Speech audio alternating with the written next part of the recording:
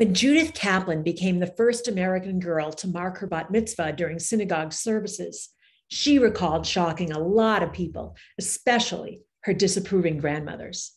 The ceremony took place on Saturday morning, March 18, 1922, 2 years after women were guaranteed the right to vote in the United States.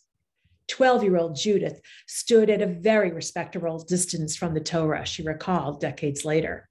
She read a selection from Leviticus from a Chumash, a Torah in book form, only after her father had finished chanting the standard weekly reading from the Holy Scroll itself. The service took place at the synagogue founded by Judith's father, Rabbi Mordechai Kaplan, known as SAJ, the Society for the Advancement of Judaism.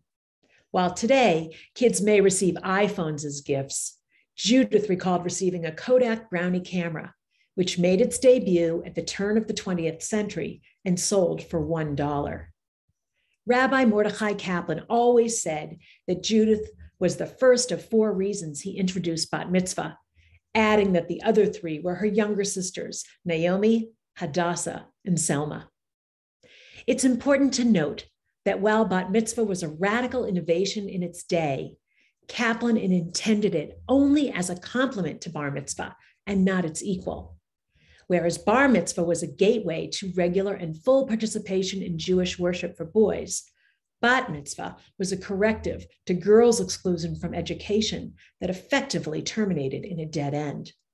After the ceremony, everything was expected to snap back into place as the bat mitzvah girl resumed her secondary status in the Jewish community. But something unexpected happened along the way. As increasing number of girls followed in Judith's footsteps, girls and women began to expect and even demand access to ritual honors and roles in synagogue leadership. Bat mitzvah firsts were catalysts for expanding all women's participation in Jewish life and paved the way for people of all genders to mark their coming of age in new and inclusive ways. The first bat mitzvah took place in New York and then zigged and zagged across the country. Perhaps it landed in your own community early on. We know that it ricocheted from New York to Maine to Minnesota and Chicago before returning to Providence, Philadelphia, Baltimore, and Atlanta, as well as Omaha and Buffalo. With its arrival in North Hollywood, California in 1950, bat mitzvah was bi-coastal. Because the stories shimmer in their regional diversity, they provide a unique window into Jews' adoption of local customs and the pace of assimilation across the US. So, for instance, when Atlanta's rabbis met in the early 40s to rein in parents' urge to outdo each other at their daughters' bat mitzvah receptions, they created a common menu limited to pastry, gefilte fish balls, and of course, Coca-Cola in glass bottles with a straw, the better for politely sipping rather than guzzling the city's renowned beverage. Bat mitzvah traversed the Jewish movements as well. It was the brainchild of Rabbi Mordechai Kaplan, who founded the Reconstructionist movement. However, the propagation of bat mitzvah fell mostly to the conservative movement, given Kaplan's presence as a professor at its flagship Jewish theological seminary. It would take until the 1950s for bat mitzvah girls to gain traction with Reform rabbis who preferred confirmation for boys and girls as a replacement for bar mitzvah. They thought the bar mitzvah rite lacked spirituality and was outdated because it excluded girls.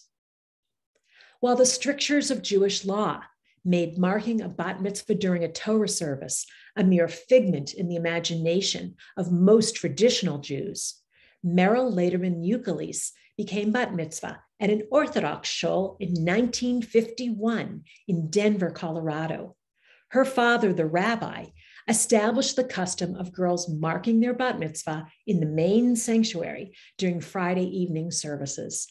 It was common and thrilling, she said. In less than a century, the mere blink of an eye in the long Jewish past, bat mitzvah evolved from radical innovation to a mainstream expectation. Today, girls across the Jewish spectrum, from secular to ultra-Orthodox, mark their bat mitzvah And the ceremony is identical to bar mitzvah in all but the most traditional settings. Nearly 1 million girls have marked their bat mitzvah since Judith Kaplan's first in 1922. Please add your own story to help us expand the history of bat mitzvah.